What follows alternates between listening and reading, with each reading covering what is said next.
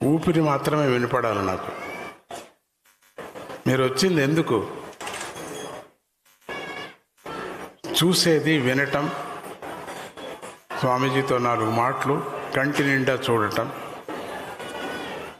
చెవుల నిండా వినటం, సార్థకంగా ఒకటి తీసుకువెళ్ళటం ఇంటికి. జీవితంలో మంచి విచారాలు తీసుకోవాలి మనం. మీరు కొట్టుకుంటున్నారు, వెళ్ళిపోతా నేను.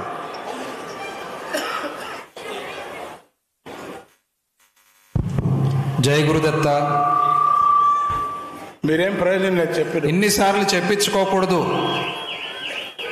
నిశ్శబ్దం. మీరు అటు ఇటు కదలకూడదు, అక్కడే కూర్చోండి. స్వామీజీ వారు చెప్పేది వినండి. లోపలికి వెళ్ళిపోతే మళ్ళీ ఈ అవకాశం మనకు దొరకదు. నిశ్శబ్దం. చూడకు, ఆ కారు ఎవరో దొంగతనం చేస్తున్నాడు చూడండి, పట్టుకోండి దొంగల్ని.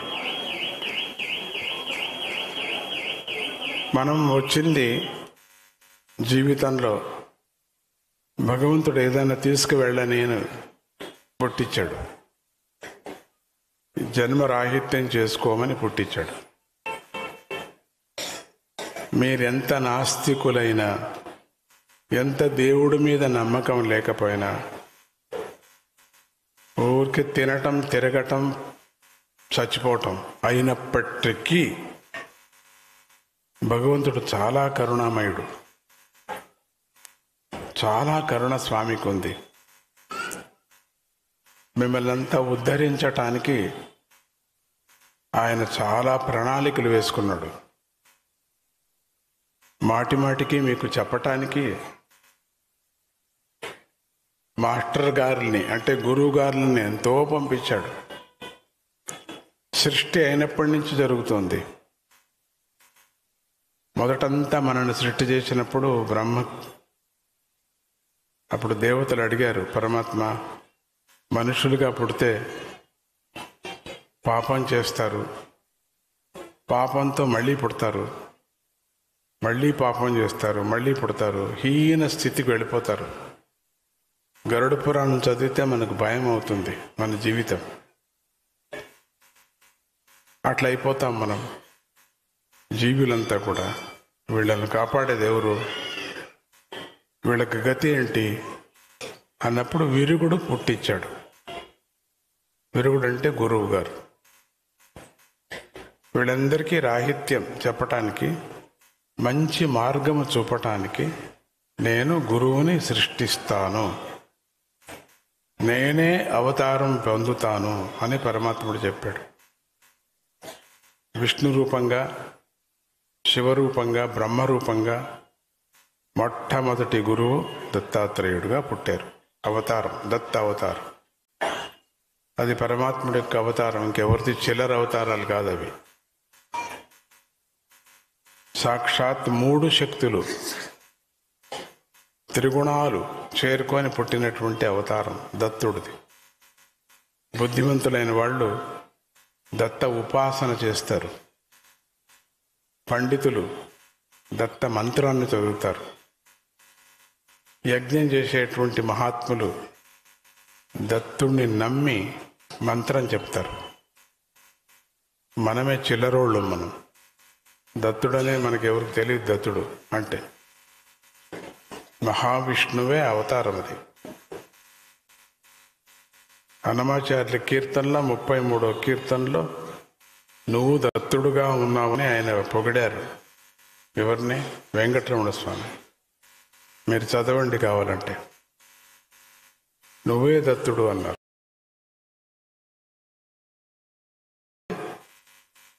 దత్తుణ్ణి ప్రార్థన చేసుకుంటూ మంత్రాన్ని, మనకి ఇష్టం వచ్చిన మంత్రాన్ని తీసుకోవచ్చు.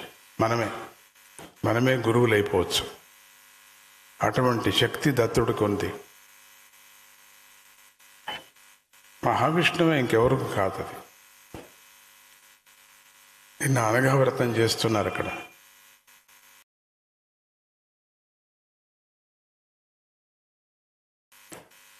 రెండు 2000 మంది దంపతులు చాలా సంతోషంగా చేస్తున్నారు. అనఘవ్రతం చాలా ముఖ్యమైనది మన జీవితంలో. పాపాలని నాశనం చేసే వ్రతం అదొక్కటే, ఇంకే వ్రతము కాదు. మిగతా వ్రతాలంతా కోరికలు, కోరికలు మీద కోరికలు. సత్యనారాయణ వ్రతం కోరికలు, శుభకార్యం అవుతున్న కోరికలు. వరలక్ష్మి వ్రతం కోరికలు, మిగతా వ్రతాలన్నీ కోరికలే. అనంత పద్మనాభ వ్రతం కోరికలు.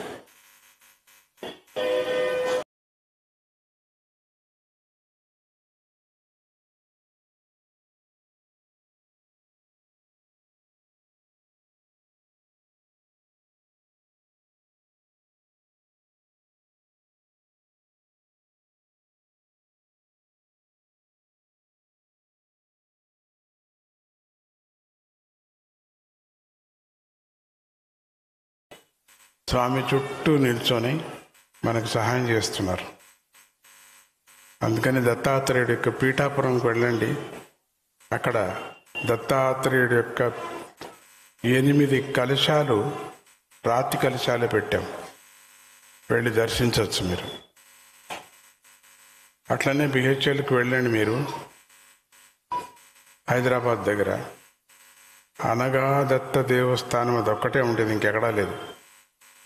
మీరు చూడాలా. మీరు స్వామీజీ మీద ప్రేమ ఉండేవారు, భక్తి ఉండేవారు, స్వామీజీ నుంచి ఏదైనా కావాలన్నవారు, ముక్తి కావాలన్నవారు, ఆరోగ్యం కావాలన్నవారు వీలు పడితే స్వామీజీ సంకల్పంతో చేసినటువంటి ఆలయాల యొక్క ప్రతిష్టను వెళ్ళి చూడాలి మీరు. 16 ఆలయాలు చూసిన వాళ్ళు ఎవరున్నారు? చేతులు ఎత్తండి, నిల్చోండి. స్వామీజీ కట్టిన 16 ఆలయాలు చూసిన వాళ్ళు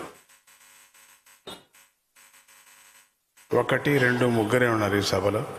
వాళ్ళు ఈ ఊరోళ్ళు కూడా కాదు. ఎవరు? నువ్వు ఈ ఊరోడా? యా ఊరు నీది? ఏ ఊరు ఆయన? నందిగామ. ఢిల్లీలో నందిగామ. నువ్వు తల్లి, నువ్వే ఊరు? నువ్వు కాదు, ఆవిడ నిల్చుంది. ఆవిడ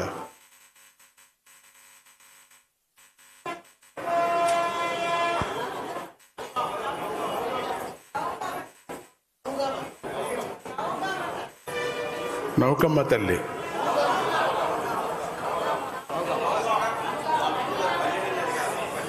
ఒక పల్లె. ఓకే. మీరు తల్లి? నువ్వు కాదు, నువ్వు కూర్చో. ఓకే. నువ్వు మీరు కూడా చూసారా? 16 క్షేత్రాలు చూసారా? ఏమంట? స్వామి కృపకైతే చూస్తానంట. అయితే కూర్చో. చూసిన వాళ్ళు మాత్రమే అడిగింది నేను. ఎందుకంటే వాళ్ళ ముఖం చూస్తాము అని అంతే, ఇంకేం లేదు. కూర్చో. వాళ్ళ నుంచి నాకేం అక్కర్లేదు.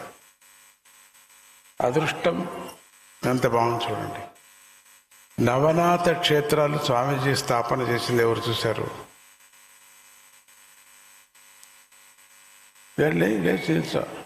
ఓకే, ఇద్దరే.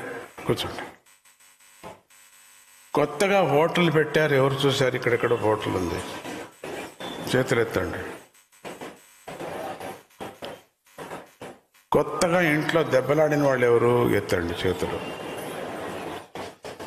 కొత్తగా పెళ్ళిళ్ళకి వెళ్ళిన వాళ్ళు ఎవరు? చేతులు ఎత్తండి. దండికి ఎత్తుతారు. అప్పుల వాళ్ళు ఎవరు? దండికి ఎత్తుతారు. ఉండిన వాళ్ళంతా ఎత్తేస్తారు. కొత్త సినిమా వచ్చింది, ఎవరు వెళ్ళారు? పుష్ప సినిమా ఎవరు వెళ్ళారు? చేతులు ఎత్తండి. ఎత్తాలి, చేతులు ఎత్తాలి. ఎత్తండి. నోరు మూసుకోండి, ఎత్తండి. యోచన చేయొద్దండి, ఎత్తండి. ఎత్తండి. అది వాళ్ళంతా సిగ్గులేని వాళ్ళే ఎత్తారు. వాళ్ళందరూ సిగ్గులేదే లేదు, వాళ్ళకి ఏమి లేదు. ఏమి వెళ్ళిందే ఉండి సిగ్గెందుకు అని ఎత్తారు. అందరూ ఎత్తారు. మన హిందూ ధర్మంలో అత్యంత పవిత్రమైనటువంటి దేవుడు ఫస్ట్ దేవుడు ఎవరు చెప్పగలరా? మీరు ఎవరైనా చెప్పగలరా? వడ ఇడ్లీనా? ఏంటి? ఫస్ట్ దేవుడు. ఫస్ట్ దేవుడు మనకు తల్లి. రెండో దేవుడు తండ్రి. మూడో దేవుడు ఏ గురువు? కొల్లగా ఉన్నారు. ఏ గురువు? ఏదైనా ఒక గురువు పేరు చెప్పండి.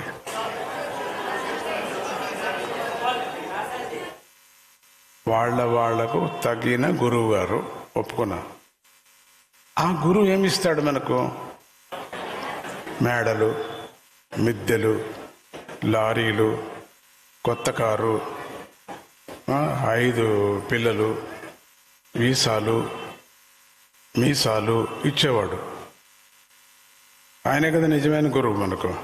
చెప్పండి, కాదా? ఏం జ్ఞానం? ఎందుకు నీకు జ్ఞానం పనిలేక? ఓకే, గురువు మనకేమిస్తాడు? ప్రసాదం ఇస్తాడు, అంతే కదా. ఏమిస్తాడు? ప్రసాదం. తెలీదు. అదే కాసేపటికి అన్నం పెడతాడు కదా. మన జన్మరాహిత్యాన్ని వేరే వేరే విధంగా, వేరే వేరే నాటకాలతో, వేరే వేరే నాటక పోటీలతో, అంటే పోటులతో, అంటే ఉపదేశంతో పోటు అని, ఆధ్యాత్మ పోటులతో మనను తీర్చిదిద్దుతూ ఉంటాడు. జ్ఞానం కాదు. ఫస్ట్ తక్షణం జ్ఞానం ఇవ్వరు గురువుగారు. ఏ గురువుగారు ఇవ్వరు జ్ఞానం. బోర్డు వేసుకొని నేను జ్ఞానం ఇస్తానంటే దొంగ గురువు అని అర్థం. జ్ఞానం ఎట్లా వస్తుంది? తక్షణం జ్ఞానం వస్తే గురువు ఎందుకు మనకు పని లేక? చివరి మెట్టది. మనం బతికే మార్గం చూపిస్తారు ఆయన. అందరూ సన్యాసులు కావాలని చెప్పరు. కొన్ని గురువులే అక్కడక్కడే పెట్టుకొని ఇంటికి వెళ్ళొద్దని చెప్పే గురువులు కొంతమంది ఉన్నారు, తయారైపోయారు. ఇప్పుడు పెండ్లి పెటారము ఉండినటువంటి ఒకే కొడుకు వాళ్ళ దగ్గర పెట్టుకొని, ఉండినటువంటి ఒక కూతుర్ని వాళ్ళ దగ్గర పెట్టుకొని, నా దగ్గర కంప్లైంట్ నా దగ్గర వస్తూ ఉంటాయి. మీరు పంపించేస్తారు, వాళ్ళు పెట్టుకుంటారంటే వాళ్ళ దగ్గర పోండి అని. లేదు నా కొడుకు ఇట్లా అయిపోయాడు, ఈ ధనమంతా నేనేం చేస్తూ అన్నీ వాళ్ళకే ఇవ్వాలంటాడు, పెండ్లి వద్దంటాడు. ఎప్పుడు చూసినా ఏదో కళ్ళు మూసుకొని ఇట్లా ఉంటాడు. అది ఏం ఇస్తారో, అదేం అన్నం పెడతారో అదేమో తెలీదు మాకు, అదేం తాపిస్తారో వాళ్ళకి ఏం తాగుతారో తెలీదు. మమ్మల్ని రక్షించండి అని నా దగ్గర వచ్చారు చాలామంది. ఏం చేయగలను నేను? వాళ్ళని ఏమని చెప్పగలను? నేను వాడితో దెబ్బలాడుతున్నా, గురువుగారితో వెళ్ళి ఫోన్ చేస్తున్నా, నేనేం చేస్తూ ఆ భక్తులకి సమాధానం చెప్పా. ఒక్క పర్యం నన్ను చూపించండి, నేను మాట్లాడతానని. ఒక్క పర్యం ఆ అబ్బాయిని చూపించండి, ఆ అమ్మాయిని చూపించండి. ఇంటికి వస్తే కదా చూపించేది. ఏదో ప్రయత్నాలు చేయండి అన్న. ఇంటికి వచ్చారు, చూసా. ఏదో ఒక 4-5 మంది తిరగబడ్డారు, వెనక్కి వచ్చారు.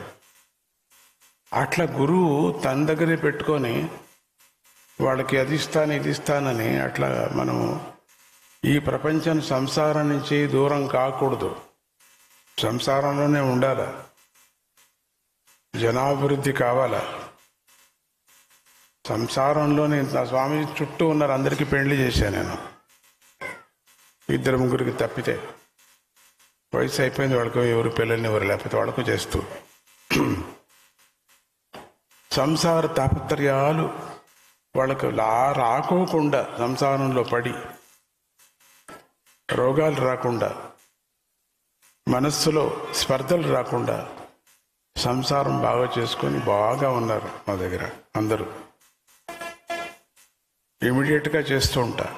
వయసు అయిపోయింది అనుకోండి, వయసు తిరిగిపోయింది అనుకోండి, ఊరికే ఉండిపోతా. కర్మ జీవనం చేయమని చెప్తా వాళ్ళకు. చాలామంది ఉన్నారు నా చుట్టూ ఉన్నారు. 50% 50 ఏమిటి 80% పెండి చేసేసా. 20% మాత్రమే వయసు అయిపోయింది, లేక ఏదో కొంచెం వాళ్ళకి ఏదో తాపత్రయం, అందుకని తప్పించా. ఆడపిల్లలు అంతే దండిగా ఉన్నారు, లేక దొరక్క పెళ్ళి చేసుకోవటం దొరక్క అట్లంతా ఉండిపోయారు. అది చేయాలి కానీ అందరినీ కూడబెట్టుకొని, ఇప్పుడు ఇంతమంది వచ్చారు, కూడబెట్టుకున్నాం మిమ్మల్ని. ఇప్పుడు కూడబెట్టుకొని మిమ్మల్ని భోజనం పెట్టి ఇక్కడే పెట్టుకొని 4 రూములు ఇచ్చి ఇక్కడే పెట్టుకుంటే ఏమవుతుంది? ప్రపంచం ఏమవుతుంది? అందరూ సన్యాసులు అయిపోతే సంసారి ఎవరు? అది ఇష్టం లేదు నాకు. స్వామీజీకే కాదు, సిస్టమ్ అది. వ్యాసుడు మనకు భాగవతంలో చెప్పిన ఒక సిస్టమ్ నేను చెప్తున్నాను. నేను సొంత సిస్టమ్ చెప్పలే. ప్రపంచంలో మనం సాంసారికులుగా ఉండాలా. పెళ్ళి కాకపోతే పర్వాలేదు, నో ప్రాబ్లం. సంసారికులుగా ఉండి వాళ్ళకి తల్లిదండ్రులకు సాయం చేయాలి. వాళ్ళు పిల్లలకంటూ వ్యాపారమో సాపారమే చేస్తూ, ఉద్యోగాలు చేస్తూ, వ్యవసాయం చేస్తూ, బండి పెట్టుకొని వ్యాపారం చేయి. నువ్వు నీకేం దొరకపోతే కాఫీ వడలు అమ్ముకొని వ్యాపారం చేయి. కర్మ మనం ఆచరిస్తాం. ఊరికే ఉండకూడదు, ఒకరి మీద మనం బరువు కాకూడదు. తినటానికి బరువు కాకుండా, వాళ్ళకి ఇబ్బంది పెట్టకుండా భిక్షమేడు కొనకు. ఇంకేంది? అంతకన్నా ఇంకేముంది? పిల్లి ఇస్తరాకలు ఎత్తు, వెళ్ళి సేవ చేయి. ప్లాస్టిక్ ఏరుకొని ఒక ఫ్యాక్టరీకి వెళితే డబ్బులు ఇస్తారు మీకు. అటువంటి పరిస్థితి ఉంది. కొన్ని ఫ్యాక్టరీలు పెట్టారు. ఆవులు తిని చచ్చే బదులు. పని లేదు అని మాత్రం ఉండకూడదు. ఇంత చదివా నాకు పని లేదు. చిన్న ఉద్యోగం చేయటానికి అవమానం, పెద్ద ఉద్యోగం దొరకదు. ఏంటి దండగా? కనిపెట్టుకోవాలి మనం. స్వయం కృషి మనం చేయాలా. చదివిన వాళ్ళు ఈరోజు భూముల్లో తీసుకొని ఒక 1/2 ఎకరాలో వాళ్ళు బంగారు పంటలాగా పండించి లక్షలు సంపాదన చేస్తున్నారు. విద్యావంతులు. ఉద్యోగం లేని వాళ్ళు. ఉద్యోగం లేని వాళ్ళు గవర్నమెంట్ను తిడుతూ, తల్లిదండ్రులను తిడుతూ, ఏదో గురువు గారిని దేవుణ్ణి తిడుతూ, చెప్పలేం. తిట్టేస్తే సరిపోతుంది. ఒకరి మీద పెట్టేసేయాల మన జీవితం. ఇలా తల్లిదండ్రుల మీద పెట్టాలా? లేకపోతే పాపిష్టి స్వామీజీ వాళ్ళ మీద పెట్టాలా? మా కర్మ అది. మేమేం చేస్తాం? సమాధానం ఎవరి మీదైనా పెడితే చాలు సమాధానం. ఎవరినైనా తిడుతూ ఉంటే చాలు సమాధానం. అది చేయకూడదు కదా మనం. 1/2 ఎకరా భూమిని తీసుకోండి, పండించండి పంట. భూమి తల్లి అందరినీ రక్షిస్తుంది. స్వామీజీ భక్తుల్లో చాలా మంది వ్యవసాయానికి దిగారు. నేను చూపిస్తాను మీకు. పేడను సంగ్రహించి దాంట్లో చేసి లక్షలు సంపాదన చేస్తున్నారు. ఒక మిషన్ పెట్టుకొని సొంతమైన ఆయిల్ని పెట్టుకొని చేస్తున్నారు. చిన్న చిన్నవి పెట్టుకొని టీ అంగడి పెట్టుకున్నారు, కాఫీ అంగడి పెట్టుకున్నారు. మా వాలంటీర్స్లో అడగండి చెప్తారు. 2000 మంది వాలంటీర్స్. నేనేం చేస్తాను? వాళ్ళకి జీతం ఇస్తాను నేను? లేదు, ఒక్కడికి నేను జీతం ఇవ్వలే. ఏదో గాయమైనప్పుడు, పడినప్పుడు, అది ఇది అయినప్పుడు ఏదో కొంచెం సాయం చేస్తా తప్పితే, పెళ్లి చేసుకుంటానంటే ఒక 1000 రూపాయలు సాయం చేస్తాను తప్పితే ఇంకేం నేనేం చేయను. వాళ్ళు అది కూడా వద్దంటారు. అనుగ్రహించండి చాలు. నిస్వార్థంగా అంతమంది వాలంటీర్స్ ఉన్నారు. ఎవరినన్నా ఒక్కరిని అడగండి, మీకు స్వామీజీ జీతం ఇస్తారా అని. ఎవరైనా జీతం ఇస్తారా అండి మీకు? వాలంటీర్స్ ఉన్నారు కదా, ఎవరైనా చెప్పండి గట్టిగా.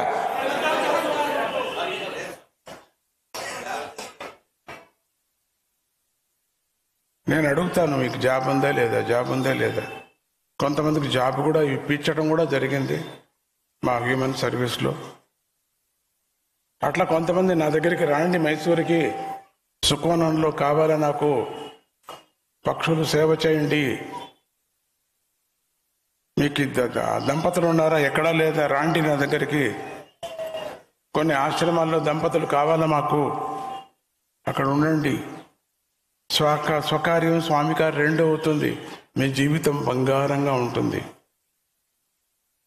జీతం తీసుకోండి, 20,000 25,000 ఇప్పిస్తాను నీకు ఆ కమిటీ నుంచి, ఇంకంతకన్నా ఏమి, ఇల్లు ఇప్పిస్తాను, చిన్న ఔషధి ఏమన్నా ఉంటే ఇప్పిస్తాను.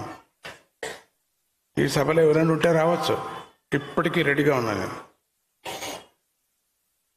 మాకు కొన్ని ఆశ్రమాలకు కావాలా, చెట్లు వేసుకోవటం, అది చూసుకోవటం, ఊడ్చటం, క్లీన్ చేయటం. నిరుద్యోగం అనేవాళ్ళు ఎవరంటే సోంబేరులు. వాళ్ళు ఏం చేయరు, తల్లిదండ్రులను ఏడిపిస్తూ, చుట్టుముట్టు వాళ్ళని ఏడిపిస్తూ, అన్నీ తింటూ బాగా, వాళ్ళకి సినిమాలు చూడాలా, ఫోన్లు కావాలా, అన్నీ కావాలా. డబ్బు దొరకకపోతే మోసం చేయటం, చీటింగ్, మోస వ్యాపారం. మోస వ్యాపారంలో వాళ్ళు నేర్చుకోవటానికి డబ్బు కావాలి కదా, ఈజీ మనీ. ఈజీ మనీకి ఎప్పుడు ఎవరు అలవాటు పడతాడో వాడే ఈ ప్రపంచంలో అత్యంత పెద్ద దొంగవాడు. ఈజీ మనీకి ఎవరు అలవాటు పడకూడదు. కష్టపడాలి మనం. కష్టపడిందే మనకు ఉత్తమమైనటువంటి గతినిస్తుంది. కష్టపడకోకుండా అదంతకదే వచ్చేది కాదు. ఎంత తొందరగా చచ్చిపోతాడో నాకు వస్తుందా, ఎంత తొందరగా ఇంకొకరు తల మీద చేయబెడుతున్నా, ఇది మనకు ఉండకూడదు. దీన్నంతా చెప్పటానికే గురువు గారు వేరు వేరే అవతారాలతో వచ్చారు, కానీ కూడబెట్టుకొని వెళ్ళటానికి రాలేదు, రాకూడదు, చేయకూడదు. అది ఇంకొక మోసం. ఆధ్యాత్మికంగా మోసం చేసేవాళ్ళు దండిగున్నారు మన దగ్గర, నాలాగా. ఆధ్యాత్మికాన్ని అమ్ముకునే వాళ్ళు చాలా మంది ఉన్నారు ప్రపంచంలో. అది చేయకూడదు. దాంతో మీరు కొంతమంది గురువులతో మోసపోయి మొత్తం ప్రపంచంలో ఉండే గురువులంతా మోసగాళ్ళే అనేస్తారు. అది ఎట్లా అండి? తప్పు కదా. అందరూ ఎట్లా అవుతారండి? ఎవడో ఒకటి చేస్తే అందరికీ అనిపిస్తుంది. ఒక జాతిలో ఒకటి చేస్తే జాతినంతా సంహారం చేయటమా? అయ్యా, తక్షకుడు ఒక్కడే అయ్యా మీ నాన్నను కరిచింది. ఓ జనమేజయ, ఏంటయ్యా నువ్వు చేస్తున్నావు పని? ఇంత పెద్ద యజ్ఞం ఎందుకయ్యా చేస్తున్నావు? సర్పయజ్ఞము. మహాభారతంలో చివరి దశ వచ్చేటువంటి మాటలు మాట్లాడుతున్నా మీ దగ్గర. ఇప్పుడే 7,000 సంవత్సరాల కిందట జరిగిన కథ, కాకమ్మ కథ, భూబమ్మ కథ నేను చెప్పలే మీకు. ఇప్పుడిప్పుడే జరిగింది అది. పరీక్షితుడు లాస్ట్ దొర, మనకు దొర, మన ఇండియాకి, మన అఖండ భూమికి.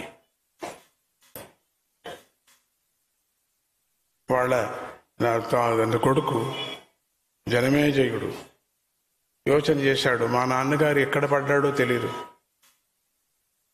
నాన్నగారికి చివరి దశలో శుకుడు భాగవతాన్ని బోధించినప్పటికీ ఉత్తమ లోకాలకి వెళ్ళినా పాపాన్ని అనుభవించక తప్పదు కదా.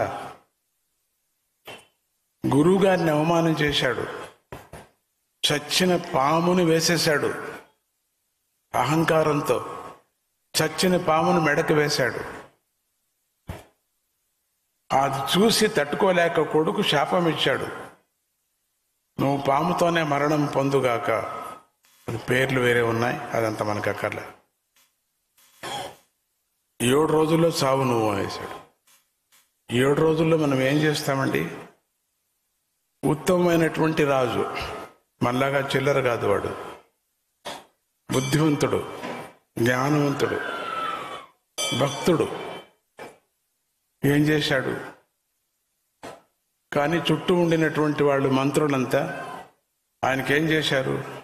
ఒక పెద్ద సరోవరం దగ్గర, నది దగ్గర, గంగా సరోవరం దగ్గర ఈ ఇనప రాళ్లతో, అంటే ఇనుపతో అని అర్థం, ఇనప రాళ్లతో భవనాన్ని కట్టారు. ఈగ కూడా లోపలికి ప్రవేశించటానికి వీలు లేదు, అట్లా కట్టేశారు. అక్కడ పెట్టారు మహారాజుని. 7 రోజులు, 8వ రోజు ఏం కాదు కదా. అట్లా 7 రోజుల లోపల చస్తావు నువ్వు, పాము కరిచి చస్తావు. అట్లా పెట్టేశారు ఒక చోట. ఇంక ఈ లోపలికి ఈగ కూడా పోదు, ఎవరు పోవటానికి వీల్లేదు. ఆ సందర్భంలో రాజుగారు అడిగారు, ఈ 7 రోజుల్లో నేను ఏం చేయాలా, ఉత్తమమైనటువంటి ఏదైనా ఒకటి ఏర్పాటు చేయండి నాకు. మహిమలు మహాత్ములందరూ యజ్ఞయాగాదులు చేస్తున్నారు, కింద మంత్రాలు చెప్తున్నారు. కొన్ని లక్షల మంది పండితులు వినిపిస్తున్నారు స్వామికి, రాజుకి. అయినా రాజుకు డౌట్, అయినా చివరిలో నేనేమన్నా ఒకటి చేయాలి కదా, 7 రోజుల లోపల ఏం చేయగలవు నువ్వు? ఇంతవరకు మనం చేయలేదు. స్వామిజీ ఒక భజన రాశారు, ఇప్పుడు పాడారు అనిపిస్తుంది పిల్లలు. రామ రామ అను నువ్వు, లేకపోతే అయ్యో రామ అనొద్దు అని కొత్తగా పాట. నువ్వు అను రామ రామ అని, లేకపోతే అయ్యో రామ అనొద్దు. చివరి దశలో అయ్యో రామ నేను అనలేదే అనకూడదు. చివరి దశ బుర్రకథ వాళ్ళు ఉండేవారు మా దగ్గర, వాళ్ళు ఒక పాట పాడేవాళ్ళు అన్ని చోట్ల వెళ్ళి. చెవులు ముక్కు కన్ను ఉండేంత వరకు భజన చేయను. అవన్నీ పోయిన తర్వాత కనపడదు వినపడదు నడుము లేదు నడిచే కయ్యల్లా, ఆ టైంలో నువ్వు జ్ఞాపకం కూడా ఉండదు పరమాత్ముడిది. ఇప్పుడు చెయ్యి, ఇప్పుడు సేవ చెయ్యి, ఇప్పుడు దానం చెయ్యి, నీలో ఉండిని చెయ్యి, మంచి గుణం నేర్చుకో అని బుర్రకథ వాళ్ళు పాడుతూ ఉంటారు. నాకు చాలా ఇష్టమైన పాటలు అవి. బుర్రకథ వాళ్ళు ఈ ప్రాంతం వాళ్ళే, వాళ్ళు గోదావరి ఈ ప్రాంతం వాళ్ళు, విఠల బ్రదర్స్. ఫ్యామిలీ మొత్తం చేసేవాళ్ళు, ఫ్యామిలీ మొత్తం కూతురు మనవరాడు అందరూ చేసేవాడు. ఆ గుర్తుగా నా దగ్గర మనవడు ఉండిపోయాడు, మీ దగ్గర ఉంటా నేను అని. నువ్వు ఇట్లా ఉండటానికి వీలు లేదని వాడికి చదివిచ్చా, వాడికి ఇంజనీరింగ్ చేయించా, శబ్దం ఇంజనీరింగ్ చేయించా, సౌండ్ ఇంజనీర్ చదివిచ్చా. నేనేం లక్షలేం పెట్టలే, కొన్ని వేలు అంతే, 2-3 వేలు పెట్టి చదివిచ్చా. ఇప్పుడు వాడు ఇంజనీరింగ్గా ఉన్నాడు నా దగ్గర. ఆ బుర్రకథ వంశం. నువ్వు ఇట్లే ఉండటానికి వెళ్ళేదని అనుకో, వాడికి పెండ్లి కూడా ఒకటి చేశా. మంచి పిల్ల. ఎందుకు చెప్తున్నాను ఏమంటే, నా దగ్గరకు వచ్చిన వాళ్ళంతా నేను చెంబు పట్టుకొని వెళ్ళండి నేను ఎవరికి చెప్పను. చెంబు పట్టుకొని వెళ్ళండి. కుంభమేళంలో చాలామంది సాధువులు మనం చూసాం. మీరు చూడండి, మీరు చాలా ఫోన్లు చూస్తారు కదా, ఫోన్లో చూడండి చేరుస్తుంది. దాంట్లో ఒక పాట వస్తుంటుంది, డమ్ డమ్ డమ్ డమ్ డమ్ డమ్ రామచంద్ర శంకర్కి జపకరో అని వస్తూ ఉంటుంది. ఆడిందే. ఉదర నిమిత్తం బహుకృత వేషం. ఏం చేస్తావు? దాంట్లో మంచి సాధువులు ఉన్నారు, నమస్కారం. దాంట్లో ఇక్కడి నుంచి ఓడిపోయి జీవితంలో లేక దాదో ఇదో తప్పులు చేసి వెళ్ళిన సాధువులు ఉన్నారు. పోనీ సాధువుల్లో అయినా కలిశారు కదా, అట్లే చాలు. దొంగల్లో కలుసుకోకుండా సంతోషం. ఏ రోజైనా వాడికి మంచి బుద్ధి పుట్టని. సమాజంలో ద్రోహం అనిపించుకున్న వాళ్ళు, సమాజంలో చీటింగ్ చేసి డబ్బులు కాజేసి పరిగెత్తిపోయిన వాళ్ళంతా అక్కడ మీకు దొరుకుతారు. కొంచెం కష్టపడాలి కొంచెం, కానీ గుర్తు తెలీదు.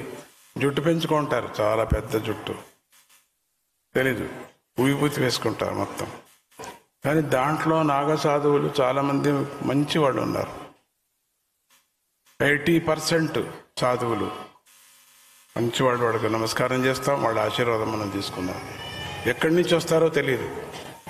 దాంట్లో వీళ్ళు కలిసిపోయారు. గంగలో మా పక్కింటి మురికి నీళ్లు కలిసినట్టుగా కలుస్తాయా లేదా? మనం స్నానం చేస్తామా లేదా? చేస్తాం. గంగలో నీళ్ళు కలిసిపోయినట్టుగా అది కూడా గంగ అయిపోతుంది. సవాసం చుట్టూ చేరుకుంటే ఒకరోజు మీరు కూడా అయిపోతారు మంచిగా. దిన్నం ఒక పురుగుని తీసిపోయి పైన పెడుతుంది ఒక పక్షి. దిన్నం అక్కడ పెట్టేసి ఈ తేనెటీగ, కుట్టే తేనెటీగ బీ అని వెళ్ళి చక్ అంటుంది. అది ఎప్పుడు దానే ధ్యానం చేస్తూ ఉంటుంది. అమ్మ వచ్చి కుడుతుంది, ఆహారం వేస్తుంది, ఆహారము తింటూ ఉంటుంది. అదే ధ్యాస. కొనకేమవుతుంది, ఒక్కరోజు 40వ రోజు తనలాగా జతలో ఎగిరిపోతుంది, వాళ్ళ అమ్మతో ఎగిరిపోతుంది. ఎంత విచిత్రం ఇది! ఆ పురుగుకి భార్యాభర్తలు లేరు. ఎంత విచిత్రం! అది ఏమి ఇంజెక్షన్ చేస్తుందో తెలీదు. అట్లా సద్గురు సహవాసం చేసిన తర్వాత మీకు భక్తి లేకపోయినా కూడా, మీరు నాటకం ఆడినా కూడా ఒకరోజు మంచి భక్తి వస్తుంది. మీకు రానే రావాలి. ఒకరోజు శ్రద్ధ వస్తుంది మనకు, ఒకరోజు మంచి గుణం వస్తుంది. ఆ స్నేహంతో ఉండినప్పుడు నేను అదే చెప్తుంటా వాళ్ళకి. ఎవరు అన్నారు ఇట్లా సాధువులు చాలామంది అట్లా ఇట్లా, తప్పు తప్పు తప్పు తప్పు. అట్లీస్ట్ వెళ్ళి దాంట్లో చేరారు కదా వాళ్ళు, బుద్ధి పుట్టింది కదా వాళ్ళకి, అదే చాలు. లేదు స్వామి అట్లా ఇప్పుడు మీరు అనుకోకూడదు. చేరిపోయిన తర్వాత అయిపోయింది. ఒక్క పర్యం చచ్చిపోయిన తర్వాత దేవుడు అయిపోతాడు. మంచి స్నేహం చేరిన తర్వాత మళ్ళీ మీరు మాట్లాడించద్దండి, అయిపోయింది. మీ కర్మ అంతే, వదిలేసండి. అట్లా చుట్టూ ఉండేటువంటి వాడిని చెప్పినట్టుగా మన ఇంటి మురికి నీళ్లు గంగలో పెడితే గంగ అయిపోతుంది కదా, కాసేపటికి అది పారుతూ గంగ అయిపోతుంది. అట్లనే మనం విమర్శ చేయకూడదు. గురువు గారి యొక్క శిష్యుల్ని మనం విమర్శ చేయకూడదు. వీడే గురువు శిష్యుడు, వీడు ఏంటి ఇట్లా వాడు అట్లా అంటే, అవును అట్లా మనుషులు, అందరికీ ఆ స్వభావాలు ఉంటాయి. కాబట్టి ఎందుకు అట్లా చేయకూడదు? చేయని నిదానంగా వాళ్ళు మారిపోతారు. భజన విని విని విని విని తాను లేదన్నా కూడా ఇట్లా అంటారు. వాళ్ళకేమి రాదు, అయినా ఇట్లా చప్పట్లు వేస్తారు. చెవులో పడుతుంది కదా. ఎంతసేపు అని వాళ్ళు భజన చేస్తూ ఉంటే మనం ఎంతసేపు అని కూర్చోగలం? మాట్లాడిందే, ఫోన్ చూసిందే, నీళ్లు తాగిందే, కొట్టుకుందే. ఎంతసేపు అని కొట్టుకుంటారు మీరు? ఒకరోజు ఓడిపోరు, 1 గంట 2-3 గంటలకు ఓడైపోతారు. ఓడిపోయినప్పుడు అది వినపడుతుంది. భజన పిల్లలు పొద్దుటి నుంచి చాలా బాగా రాగంగా పాడుతున్నారు, అది మీకు వినపడుతుంది. వినపడినప్పుడు మీకు విధి లేకోకుండా మీరు తాళం వేస్తారు, వింటారు, గోయా వింటారు. చాలా అంతే. అవునా కాదా చెప్పండి? కాదంటే చెప్పండి, లోపలికి వెళ్ళిపోతాను. అవునా కాదా? మరి ఎందుకు మాట్లాడరు? మరి అది నేను చెప్పింది అబద్ధమా? మా ఇంటి మురికి నీళ్ళు గంగలో పెడితే గంగ ఏమవుతుంది? దాన్ని మురికి నీళ్ళు అనటానికి అవుతుందా? మీ ఇంటి నీళ్లు పడ్డాయి అనటానికి అవుతుందా? ఇక్కడ వచ్చి కూర్చున్నాం 2 గంటలు, మనం వినుకోకుండా ఉంటామా భజన? చెప్పండి. తాళం వేయకుండా ఉంటామా? ఆటోమేటిక్గా వేస్తాం. ఎవరైనా పాడుతుంటే మనకు తాళం రాదు, ఏం రాదు, ఊరికే ఎట్లా అంటాం. భజన పాడుతుంటే ఫస్ట్ ఇదే వేసేది, నోట్లో పలకం ఫస్ట్ ఇదే. అట్లా అందరూ చెడ్డవాళ్ళు అనటానికి వీల్లేదు ప్రపంచంలో. ఏదో కొద్ది మంది ఉంటారు. అయ్యా జనమే జయా, ఏంటి నేను చెప్పిన మాటలు అర్థం కాలేదు మీకు కదా? ఈ పని చేయొద్దు, నువ్వు తప్పు చేస్తున్నావు. ఒక సర్పజాతినే నీ తండ్రిని కరిచింది, అందుకని సర్పజాతిని అంతా మొత్తం యజ్ఞంలో వేసేస్తున్నావు.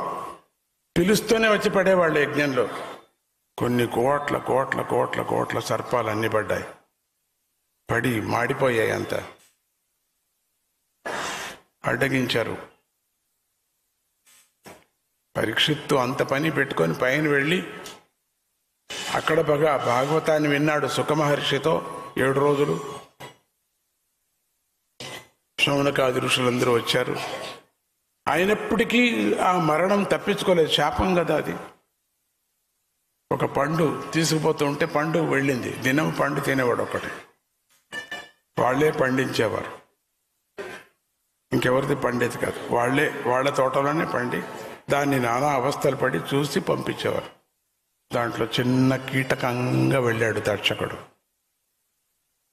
వెళ్ళి పండు అట్లా అన్నాడో లేదో టష్ వచ్చి టమ్మని కొట్టేసింది, అయిపోయింది. పోయాడు. పోతే పుణ్యలోకం అనుభవించాడు, నరకలోకం అనుభవిస్తుంటే పాపం కొడుకుకి మంట అయిపోయింది. ఏమన్నా కానీ మళ్ళీ పుణ్యలోకం చేర్చాలా మా తండ్రిని అని చెప్పేసి పుణ్యలోకం ఎట్లా పోతాడు ఈ పాపాన్ని అనుభవించిన తర్వాత? తట్టుకోలేక యజ్ఞము ఎవరు కరిచారో వాడికి కదా చేయాల్సింది వీడు, వాడిని కదా కనిపెట్టాల్సింది వీడు. విరోధం అయితే శాపగ్రస్తుడు, శాపం వాడిదేం కూడా తప్పలేదు. ఒకవేళ వాడిని కదా కనిపెట్టాలి వీడు. వాడు మాత్రం రాకుండా వాళ్ళ జాతినంతా కాల్చాడు, యజ్ఞంలో వేసేశాడు. ఇది తప్పు కదా. ఎవరో ఒకరు తప్పు చేస్తే అందరినీ తిడతాం మనం, అందరి మీద అనుమానం పడతాం. ఇది మహా అపరాధం. ఇది వాడినే ఎతికి పట్టుకోవాలా, వాడికే దెబ్బలు వేయాలి, మనం శిక్ష వేయాలా. నువ్వు ఈ పని చేయకూడదు, నువ్వు సర్పజాతి ఎంత నాశనం అయిపోతుంది. ఈ కథ ఉదాహరణ మనకు కూడా అనుభవిస్తుంది. మనకు కూడా మీరంతా స్వామి దగ్గర వస్తున్నారు, ఏం నేర్చుకున్నారు మీరు? ఎన్నేళ్లుగా వస్తున్నారు? చేతులు ఎత్తండి. అప్పాజీని ఎన్నేళ్లుగా చూస్తున్నారు? చేతులు ఎత్తండి. ఎవరు చూడనే లేదా? నేను అట్లయితే ఎట్లా? ఇవి అంటే ఓకే, సంతోషం. అంటే భయం అవుతుంది. చేతులు ఎత్తితే ఏం అడుగుతారు, ఎవడికి తెలుసుని. మీరు ఏమి నేర్చుకున్నారు స్వామీజీతో చెప్పండి. ఎవరైనా ఒకరు లేచి నిల్చొని చెప్పండి, నేను ఇష్టపడతా.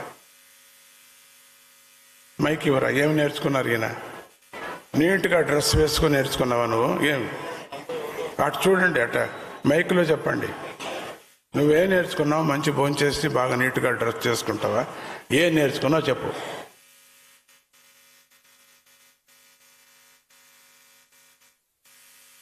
హలో, పరమ పూజ్య స్వామీజీ వారి పాదపద్మం మీద నా మనసు లగ్నం చేస్తూ 1991వ సంవత్సరం అచ్చిరపాకంలో మీ తాలూకా దర్శనం జరిగింది. ఆనాడు దగ్గర పెట్టుకో. ఆనాడు మీరు ఆశీర్వదించారు. దాన్నే ఒక నమ్మకంగా నా జీవితానికి మీరే అని నమ్ముకొని మీతో పాటు మీ ఆశీస్సులు, మీ నీడలో పెరిగాను. 33 సంవత్సరాలుగా జీవితం అన్న తర్వాతను ఎన్నో కష్ట సుఖాలు ఏవైతే మీరిచ్చారో ఈరోజు మీ ముందు నిల్చొని మాట్లాడుతున్నానంటే ఈరోజు నేను ఈ స్థితికి చేరటానికి మనసా వాచా కర్మణ మీరిచ్చిన సౌభాగ్యమే ఇది. నాకు పిల్లలు లేని నాడు నాకు పిల్లలు పుడతారని చెప్పి నా కల్లోకి వచ్చి మీరు ఆశీర్వదించారు. మీ ఆశీర్వాదంతో నేను 2 పాపలతో సంతోషంగా ఉన్నాను. మీ నుంచి మీ ఆశీర్వాదంతో మీ పాదాల దగ్గర నేర్చుకున్నది ఏంటి అంటే, ఈ సృష్టిలో మనసా వాచా కర్మణ ఏ జీవరాశికి కూడా హాని తలపెట్టకూడదు.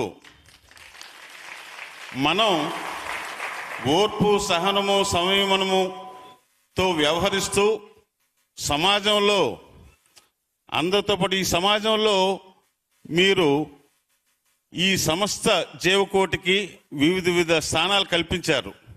దాంతో తృప్తిగా జీవిస్తూ జీవితంలో ఎదగాలి అన్నటువంటి ప్రయత్నంతో మిమ్మల్ని పూజించుకుంటూ, మిమ్మల్ని ధ్యానించుకుంటూ, మిమ్మల్ని మీ నీడలో ప్రతి ఒక్కరూ సంతోషంగా ఉంటారు. మనం ఎదుటి వాళ్ళ పట్ల మనసులో కూడా తప్పుగా కానీ ఇంకో రకంగా కానీ ఎదుటివారు పెరగాలి, బాగుండాలి, వాళ్ళ భుజం తట్టి కష్టాల్లో ఉన్న వాళ్ళకి చేయూతనివ్వాలి, ఆ శక్తిని నాకు ఇవ్వండి అని మనం ప్రార్థించుకుంటే కనుక తప్పనిసరిగా స్వామీజీ గారు ఆ శక్తిని మనకిస్తారు. ఈ సమాజంలో పుట్టాం, ఒకరోజు ఈ గడ్డ మీద నుంచి వెళ్ళిపోతాం. ఎవరు ఎప్పుడు వెళ్తామనేది ఆ పరమ పూజ్యుల వారికే తెలుసు. ఆ జీవించిన కాలం ప్రతి క్షణం, ప్రతి నిమిషం సంతోషంగా, ఆనందంగా బ్రతకామా లేదా అనేదే ముఖ్యం. ఇక్కడ డబ్బు కానీ అధికారం కానీ ఇంకో వేరే కాంక్షలు కానీ లేదంటే నా పిల్లలు నా వాళ్ళు వీళ్ళు అలా ఆ భావం స్వార్థభరితమైనటువంటి భావం లేకుండా స్వచ్ఛంగా జీవించే ఆ ఆశీర్వాదం మనలో ప్రతి ఒక్కరికి లభిస్తుంది. మనం స్వామీజీ గారు వచ్చిన వెంటనే వెళ్ళిపోయి మళ్ళీ మనం వేరే వేరే పనుల్లో పడిపోతుంటాం. అది కాదు, నిత్యారాధన, మనసులో నిత్యారాధన జరగాలి. మరి స్వామీజీ వారు పరిపూర్ణమైన ఆశీస్సులు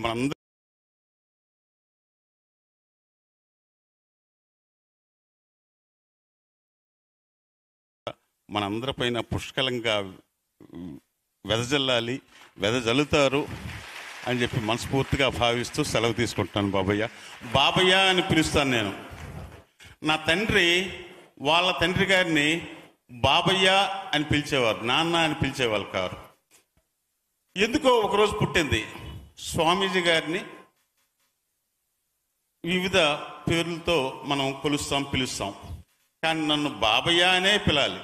బాబయ్యలో తల్లి ఉన్నారు, తండ్రి ఉన్నారు. బాబయ్య అని పిలుచుకుంటే నా మనసు నిండిపోతుంది. బాబయ్య కొత్త పేరు పెట్టావా? ఓకే. బాబయ్య మా బాబయ్య, మా ముద్దుల బాబయ్య, మా మురిపాల బాబయ్య. ఓకే దత్త, ఈ పుష్పం తీసుకో. దీంట్లో నీకు హార్ట్ ప్రాబ్లం రాకోకుండా ఇస్తున్నాను, తీసుకో.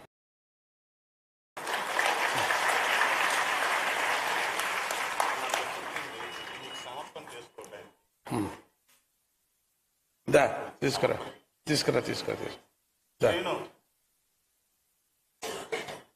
దాన్ని ఒక చైన్లో వేసేసుకోదాన్ని.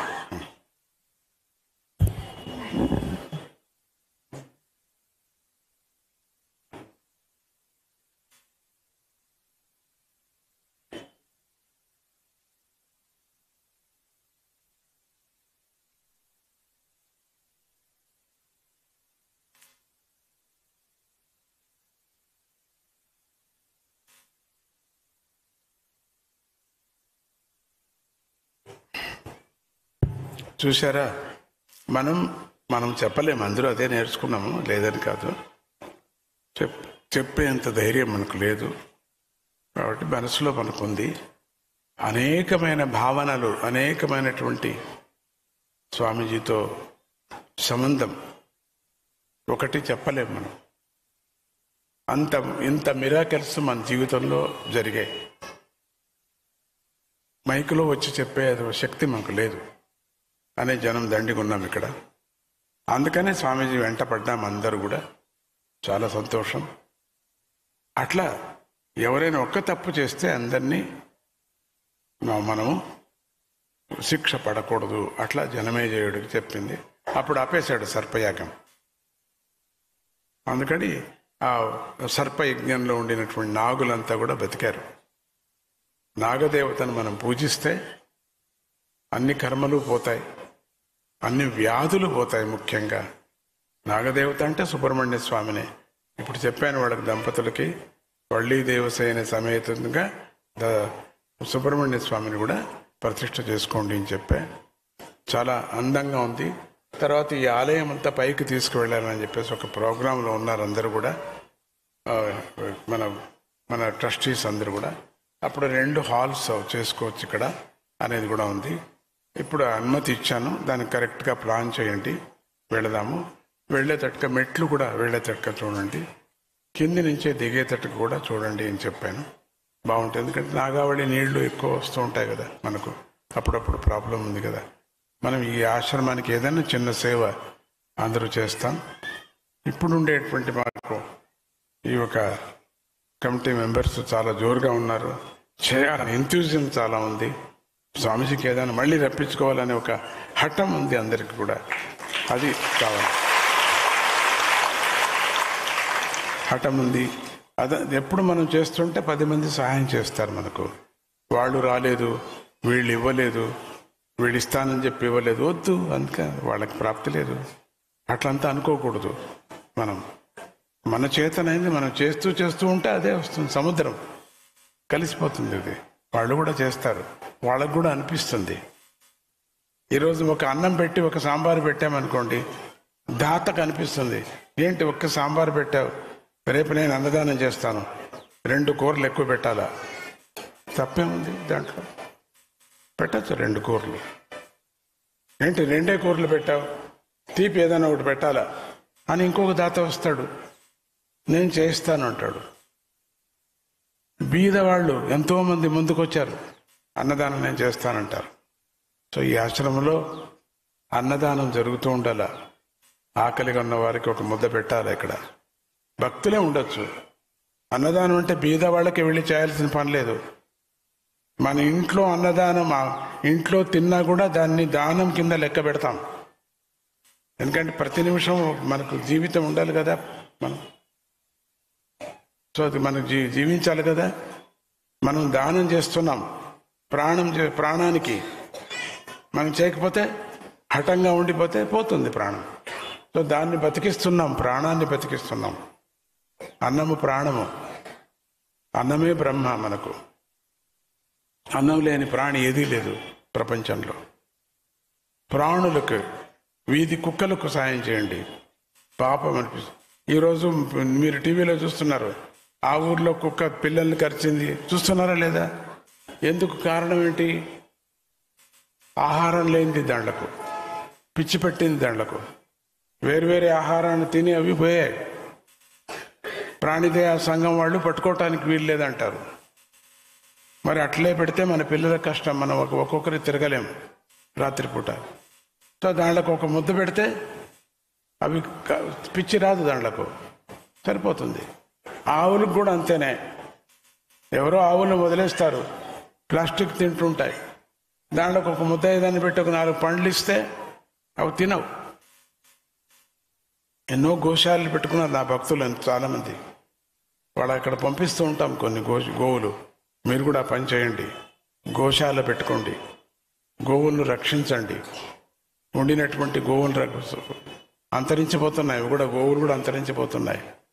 మొదట్లో ఒక గోవు 5-6 పిల్లలు పుట్టేది. 6 పిల్లలు 6 నుంచి 12 వరకు పుట్టేది.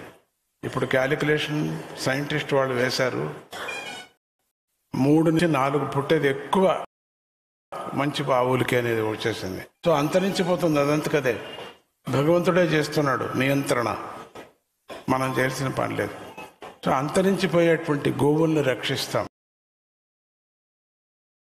తినేస్తున్నారు, జనం తినేస్తున్నారు, బరిగొడ్లను తినేస్తున్నారు, ఆవులను తినేస్తున్నారు, గోవుల్ని, అదే మన కుక్కల్ని కూడా తింటున్నారు.